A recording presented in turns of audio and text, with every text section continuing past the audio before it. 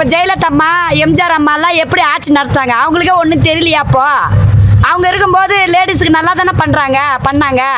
மகளிருக்கெல்லாம் நல்லா உதவி பண்ணாங்க. கர்ப்பிணி பெண்ணுங்களுக்கெல்லாம் நல்லா பண்ணாங்க.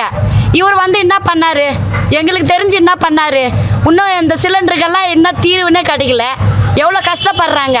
பேச்சலில் இருக்கிறவங்கெல்லாம் எவ்வளோ கஷ்டப்படுறாங்க. பெண்ணுங்களுக்கு எவ்வளோ கஷ்டப்படுறாங்க. இதெல்லாம் வந்து யோசிச்சு தான் பார்க்கணும். இதெல்லாம் பார்த்து தான் முடிவு பண்ணணும். சரி, இந்த தொகுதிக்கு யார் வந்தா நல்லா இருக்கும்னு நினைக்கிறீங்க? விஜய் வந்தா நல்லா இருக்கும்னு எங்களுக்கு படுது. ஏன்னா இப்போ வந்து இந்த குடிகாரங்க எல்லாம் எவ்வளோ வந்து சித்திரவதை பண்றாங்க பெண்களை.